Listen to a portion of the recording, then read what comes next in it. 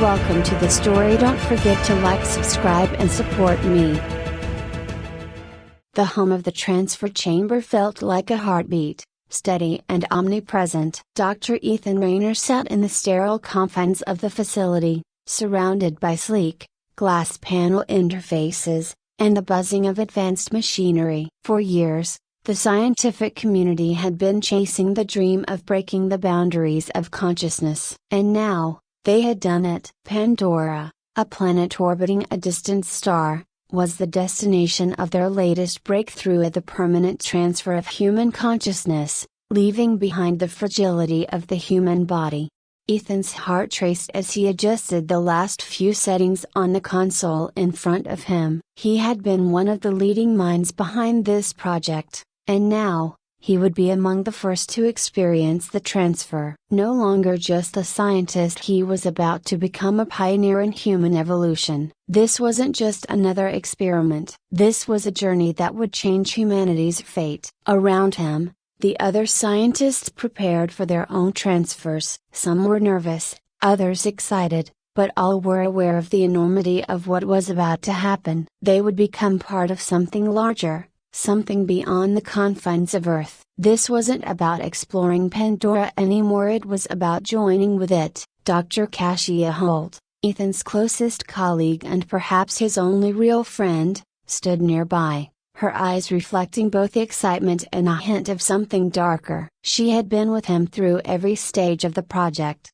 but lately, something had changed. Cassia had become more intense, more driven, as if she saw this as more than just an exploration of a new world. "This is it, Ethan," Cassia said, her voice low, but filled with energy. "Once we're on Pandora, there's no going back." Ethan nodded. "We're ready. We've planned for every contingency. This is what we've worked for." Cassia smirked. "I know, but Pandora is different. You've felt it too, haven't you? Something about the planet, something alive in the very air." Ethan had felt it. The planet seemed to pulse with a strange, intangible energy. The reports from initial probes suggested that Pandora wasn't just a habitable world, it was a sentient one. But that was part of the allure. To merge with such a world meant understanding its secrets in ways no human could fathom. The countdown began. Ethan closed his eyes, feeling the subtle hum of the machine that would transfer his consciousness across the vast distance between Earth and Pandora. His body would remain here, a shell, while his mind would awaken in a new form on a distant planet. There was a brief, intense pressure in his skull, like his mind was being pulled through an aerotunnel. Vein, light, colors, sounds that weren't sounds at all, but vibrations, sensations. Ethan opened his eyes and found himself standing in a lush, alien landscape. His senses were overwhelmed by the sheer beauty of it all. Towering trees with leaves that shimmered in the light of two suns, streams of glowing water that wound through the land like veins of light, and the air, it felt alive, as though it carried whispers on every breeze. He looked down at his new body. It was a perfect replica of his original form, but something was different. He could feel the energy of Pandora coursing through him, a connection to the world that went deeper than anything he had ever experienced. This wasn't just a new body, it was a new life. Cassia appeared beside him, her eyes wide with wonder. "Ethan, do you feel it?" "The energy, it's everywhere." "I feel it," he replied, though he wasn't entirely sure what he was feeling. There was a pull, a connection to the world around him that he couldn't quite explain. But it was there, in the soil beneath his feet, in the air he breathed, in the trees that seemed to watch them with silent, ancient eyes. The rest of the scientists materialized around them, each one marveling at the world they had entered. For the first few days, everything seemed perfect. The group spread out, setting up their research stations, gathering data, and exploring Pandora's vast, untouched wilderness. But Ethan couldn't shake the feeling that something was wrong. The connection he felt with the planet was growing stronger, and not in a good way. Strange dreams began to plague him at night. Dreams of the Soul Tree, a massive, ancient entity that stood at the center of Pandora's spiritual ecosystem. In these dreams, the Soul Tree spoke to him, not with words, but with images and emotions of rage, sorrow, fear. It was as if the planet itself was trying to communicate with him, warning him of something. One night, after yet another vision of the soul tree, Ethan woke up in a cold sweat. He sat up, gasping for breath, the dream still vivid in his mind. The soul tree had shown him flashes of the futuria Pandora engulfed in flames, its lush forests burned to ash, and the souls of the planet's inhabitants, both human and native, screaming in torment. Ethan knew he had to do something. He had to understand what was happening before it was too late. He began spending more time studying Pandora's spiritual energy, seeking out the source of the visions. As he did, he noticed something troubling that the other scientists were changing. Subtly at first, but then more drastically. They became possessive of the research areas, territorial in a way that was almost primal. Dr. Mason, one of the biologists, had always been calm and collected, but now he prowled the forest like a predator, snarling at anyone who came near his domain. Dr. Lee, a botanist, had become obsessed with the glowing plants that grew near the streams, refusing to leave her post, muttering about the plants, speaking to her in whispers only she could hear. Kasia, too, had changed. She was no longer the enthusiastic, curious scientist he had known on Earth. Now, she was cold, calculating, driven by a need to control Pandora's energy. She had stopped speaking to Ethan, spending most of her time in isolation, communing with the planet in ways that made him uneasy. It was as if Pandora's energy was infecting them, changing them, and not for the better. Ethan couldn't shake the feeling that they were losing their humanity, becoming something else. He needed answers, and he needed them fast. Ethan ventured deeper into Pandora's wilderness, seeking out the Kalura, the planet's native inhabitants. He had heard rumors of the Ama and ancient, spiritual people who lived in harmony with the planet's energy. If anyone could help him understand what was happening, it was them. It took days of searching, but eventually, Ethan found the Kalura. They were a small,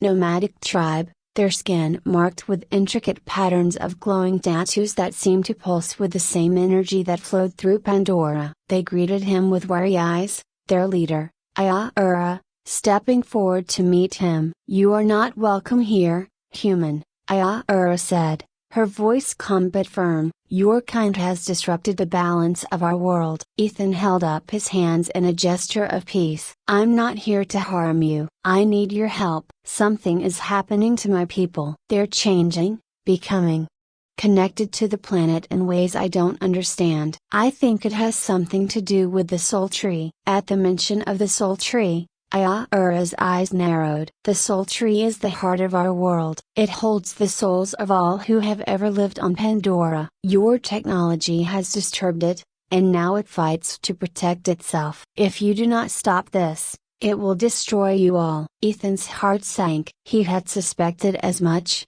but hearing it confirmed was like a punch to the gut. "Is there a way to stop it? Can we undo the damage we've done?" Ayahura studied him for a long moment before nodding. "There may be a way, but it will not be easy. You must go to the soul tree and speak with it directly. Only by understanding its pain can you hope to find a solution." Ethan nodded, determination flooding his veins. He had come too far to turn back now. He had to fix this, to save both his people and Pandora from destruction. But as he turned to leave, Ayahura placed a hand on his shoulder. "Be warned, human. The soul tree is ancient and powerful. It will not show mercy to those who have wronged it. You must be prepared to sacrifice everything." Ethan left the Kalura village with Ayahura's words weighing heavily on his mind. The journey to the soul tree was perilous, but he felt an urgency pulling him forward. Every step took him deeper into Pandora's wild heart, where the land pulsed with energy, alive in ways that defied human understanding. He could feel the planet reacting to him now, more aware of his presence than ever. The air felt thicker, almost charged with a tension that mirrored the storm brewing in his mind. As he traveled, Ethan noticed more signs of the planet's unrest. Animals that once roamed freely now stalked him from the shadows, their eyes glowing with a strange, almost malevolent intelligence. The plants, which had always been a source of fascination for the scientists, now seemed to recoil from his touch, their bioluminescent leaves flickering like warning lights. Pandora was alive, and it was angry. He pressed on, the Kalure's guidance etched in his mind. The soul tree was not far now, and Ethan could feel its presence growing stronger, tugging at the edges of his consciousness. His dreams had become more vivid, the visions more intense. He saw flashes of fire, destruction, and death, the images of Pandora and Earth both teetering on the brink of annihilation. The soul tree's rage was palpable, and if Ethan didn't act soon, it would lash out with a force that would obliterate everything in its path. Finally, after what felt like days of travel, Ethan emerged into a vast clearing. At the center stood the soul tree, its towering branches stretching high into the sky, glowing with a soft, ethereal light. It was more magnificent than any of his dreams had shown him, but there was something off about it. The energy radiating from the tree felt volatile, unstable, as if it were ready to erupt at any moment. Ethan approached cautiously, his heart pounding in his chest. The ground beneath his feet seemed to hum with life, resonating with each step he took. As he drew closer, the visions began again, flashes of the past, of the lives that had been tied to this tree for millennia. He saw the Kalura, their ancestors, their struggles, their triumphs, and their deep connection to Pandora. He saw the harmony they had lived in, a harmony that had been shattered by the arrival of the humans. But then the visions shifted, showing him his own people. The scientists, now scattered across Pandora, their minds fracturing as the planet's energy consumed them. Ethan saw Dr. Cassia Holt at the center of it all, her once brilliant mind now twisted by Pandora's power. She stood at the base of the soul tree, her eyes glowing with the same malevolent light that he had seen in the animals, her hands raised as if she were commanding the very life force of the planet. Ethan knew then what he had to do. The soul tree wasn't just angry, it was fighting back. The humans had come to Pandora with good intentions, but they had disrupted the natural order in ways they couldn't have anticipated. Now, it was up to him to set things right. Taking a deep breath, Ethan stepped forward and placed his hand on the trunk of the soul tree. The moment his skin made contact with the rough bark, a surge of energy coursed through him, so powerful that it nearly knocked him off his feet. His mind exploded with visions of thousands of souls, millions of lives, all connected through the soul tree, stretching back to the very beginning of Pandora itself. He saw the Kalure's deep spiritual connection to the tree, how their lives were intertwined with its energy. He saw the balance that had existed for centuries, and how the arrival of the humans had thrown everything into chaos. The soul tree was not just a guardian of Pandora, it was Pandora. And now, it was in pain. Ethan struggled to stay conscious as the flood of images overwhelmed him. The soul tree's voice echoed in his mind, not with words, but with feelings of rage, sorrow, confusion. It was like a wounded animal, lashing out in its pain, desperate to protect itself from the invaders that had violated its sanctuary. "I'm sorry," Ethan whispered, though he wasn't sure if the soul tree could understand him. "We didn't know. We never meant to harm you." For a moment, there was silence, and then Ethan felt something shift. The rage that had been boiling beneath the surface seemed to subside, if only slightly. The connection between him and the soul tree grew stronger, and for the first time, he felt the beginnings of understanding. But it wasn't enough. The damage had already been done, and the soul tree's pain was too great to be soothed by words alone. Ethan knew that if he was going to stop the coming destruction, he would have to do more than apologize. He would have to offer something in return. Closing his eyes, Ethan let go of his fear. He opened himself up to the soul tree, allowing its energy to flow through him, letting it see everything: his hopes, his dreams, his guilt, his love for both Pandora and Earth. He let it see his humanity, in all its flawed, imperfect beauty. For a moment, the connection deepened, and Ethan felt as though he were no longer standing in the clearing but floating in a sea of light. surrounded by the souls of Pandora. He could feel the presence of the cholera, the plants, the animals, even the humans. Everything was connected, bound together by the energy of the soul tree. But then the light flickered, and Ethan felt a sharp jolt of pain. The soul tree was still resisting, still fighting against the intrusion of human consciousness. It was as if it couldn't fully trust him, couldn't fully accept that he was there to help. Ethan gritted his teeth, pushing through the pain. "Please," he whispered. "I need to understand. I need to know how to fix this." And then, in a blinding flash of insight, the answer came to him. The soul tree wasn't just a repository for the souls of Pandora, it was a bridge between worlds, a conduit for the life force that flowed through the entire universe. The humans' use of the soul transfer technology had disrupted that flow, severing the delicate balance between life and death. The only way to restore that balance was to undo what had been done. Ethan knew what he had to do. He had to reverse the soul transfers, to send the consciousnesses of the scientists back to Earth, where they belonged. But there was a catch. Once the transfer was reversed, there would be no going back. The humans would never be able to return to Pandora, and the technology that had made the transfer possible would be destroyed forever. It was a sacrifice, but it was the only way. Ethan opened his eyes, the decision made. He turned to leave the clearing, but as he did, a figure stepped out from the shadows. It was Cassia. Her eyes glowed with the same strange light he had seen in his visions, her face twisted in a mix of anger and desperation. "You're not going to stop this, Ethan," she said, her voice low and dangerous. "We belong here. Pandora is our future. We've evolved beyond Earth, beyond our bodies. We can't go back." Ethan's heart ached as he looked at her. This was not the Cassia he had known. The woman who had been his friend, his partner, was gone, consumed by Pandora's energy. "Cassia, this isn't evolution, it's destruction. The soul tree can't sustain us. If we stay,